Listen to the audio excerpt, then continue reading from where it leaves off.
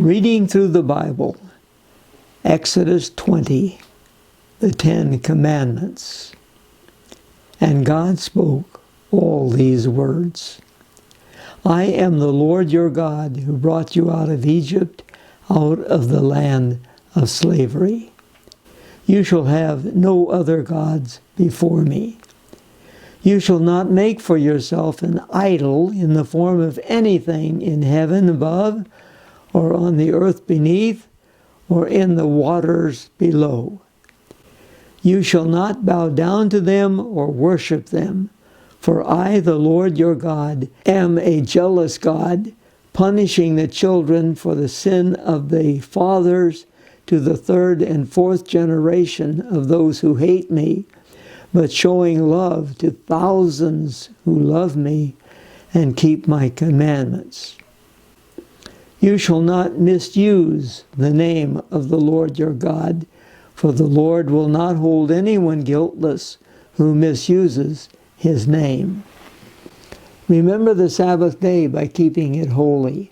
6 days you shall labor and do all your work, but the seventh day is a Sabbath to the Lord your God. On it you shall not do any work, neither you, nor your son or daughter, nor your manservant or maidservant, nor your animals, nor the alien within your gates.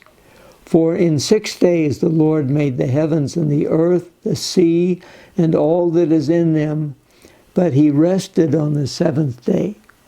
Therefore the Lord blessed the Sabbath day and made it holy. Honor your father and your mother, so that you may live long in the land the Lord your God is giving you.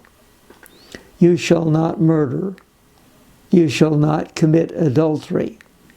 You shall not steal. You shall not give false testimony against your neighbor. You shall not covet your neighbor's house. You shall not covet your neighbor's wife, or his manservant, or maidservant, his ox or donkey, or anything that belongs to your neighbor. When the people saw the thunder and lightning, and heard the trumpet, and saw the mountain in smoke, they trembled with fear. They stayed at a distance and said to Moses, "Speak to us yourself, and we will listen, but do not have God speak to us, or we will die."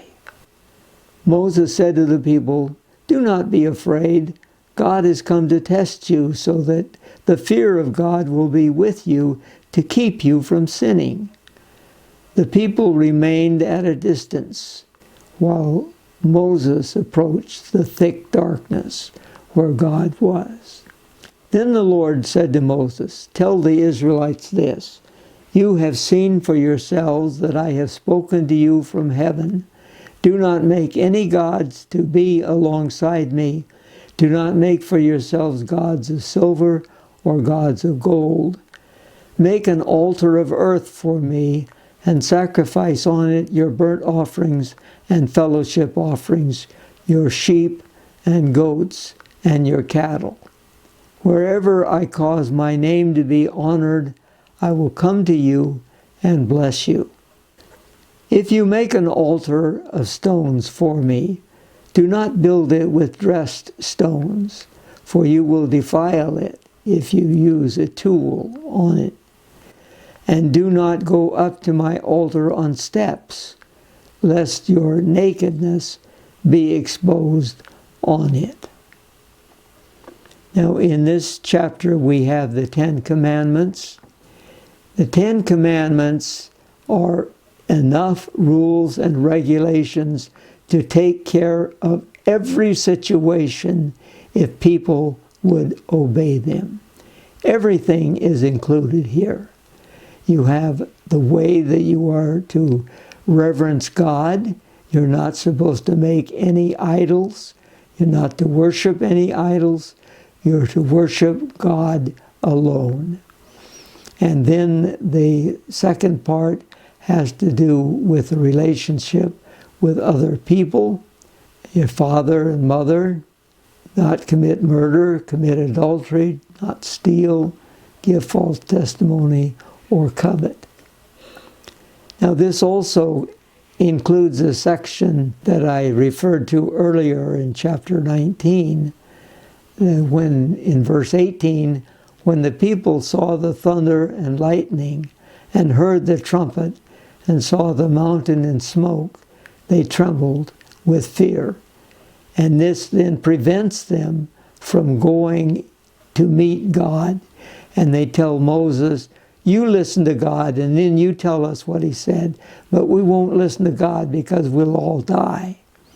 So they do not carry out what they had been instructed to do in chapter 19. We also have the rules for making an altar. It's to be made out of field stones.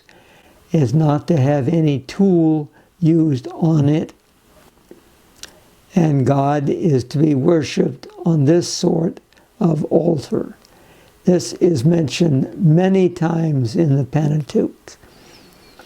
And then you'll also notice that you're not supposed to go up on steps, because that will expose part of your lower body, and that should not be done either.